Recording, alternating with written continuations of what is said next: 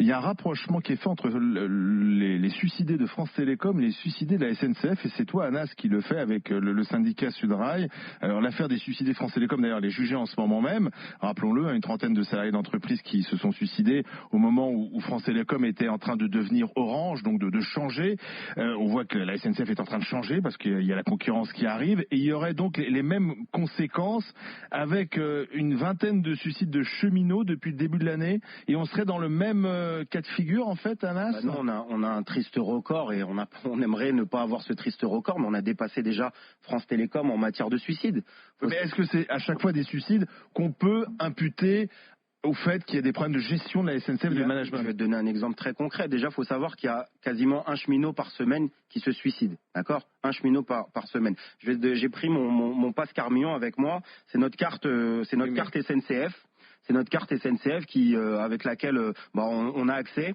Il y a un collègue, Miguel, qui est un délégué, qui était délégué CFDT, qui travaille à l'ingénierie à Stade de France, où il y a le siège.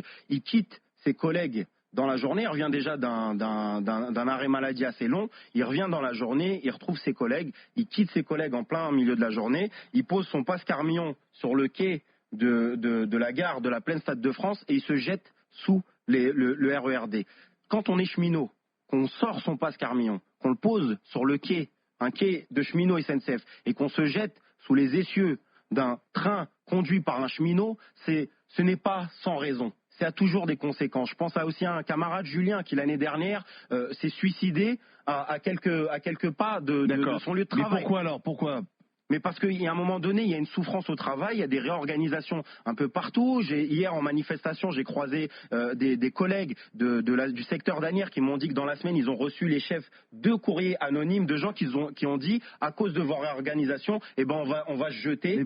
Mais comment c'est la réorganisation? Explique-nous pourquoi. Parce qu'il y a la concurrence qui arrive, il faut que la SNCF, qui a été réformée l'année dernière, on va pas y revenir. Je l'ai toujours dit, il ne faut pas être démago. La SNCF, c'est un gros monopole, d'accord? Et le premier concurrent de la SNCF, ça sera la SNCF. La plus grosse filiale de la SNCF privée, c'est Keolis, d'accord? La SNCF, c'est le plus gros routier, d'accord? Quand on dit que le fret ferroviaire ne marche pas, c'est parce que derrière la SNCF, elle propose les camions Géodis pour récupérer au final l'argent. C'est-à-dire que, quoi qu'il arrive, c'est comme le casino. Ça sera toujours les patrons de la SNCF qui récupéreront l'argent. C'est de l'argent et public. Derrière, ce sont les usagers, et moi je pense à eux, et je pense qu'on a pendant plusieurs années, pendant les grèves, et moi je comprends les usagers qui ne comprennent pas des fois les choses quand ils disent, moi je comprends pas pourquoi on me parle de retraite, de statut, machin, alors que voilà, on me parle pas de moi. Moi je pense que les usagers, aujourd'hui, ceux qui payent le plus lourd tribut, avec des guichets qui ferment, des boutiques qui ferment, et au final, derrière, quand un guichet ferme, c'est un cheminot aussi qui a une suppression d'emploi. Et à partir de 2020, l'ouverture à la concurrence, on va commencer, je pense, à connaître les premiers plans sociaux à la SNCF massif. 400 000 cheminots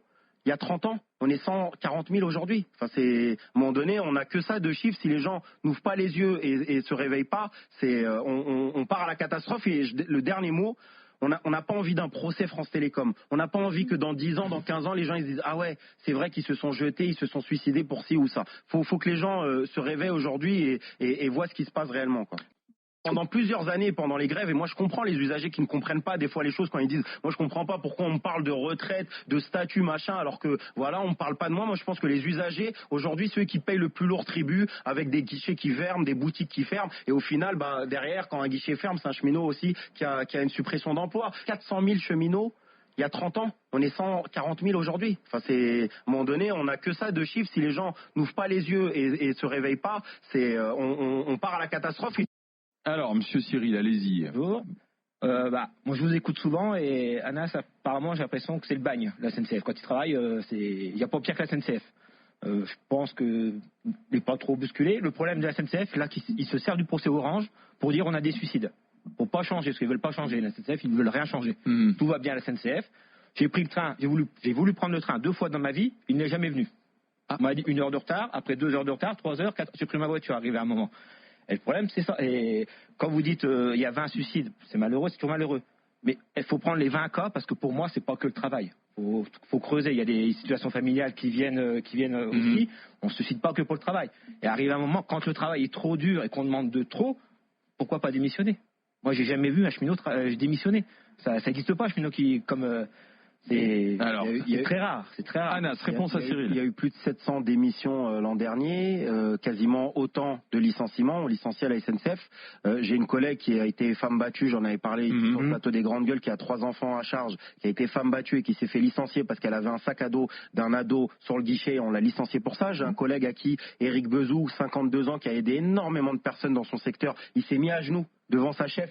Parce que sa chef lui disait, tu n'as pas la posture de l'agent de maîtrise. Il a dit, bah écoutez, il s'est mis à genoux, il a dit, est-ce que c'est ça la posture? Et on le licencie pour ça à 52 ans. C'est-à-dire que des licenciements, il y en a à SNCF, des démissions, il y en a. Moi, je ne suis pas pour la fuite, j'aime mon métier. Mais il ne faut pas non plus croire que c'est le club. Moi, je dis à l'inverse, Cyril. Si la SNCF c'est aussi bien, sncf.com, je leur fais de la pub, on recrute. Il y a des forums partout. Vous allez voir que, moi, vous savez, je travaille de nuit. Moi aussi. 2 euros. Oui. Moi aussi, 6 jours sur 7.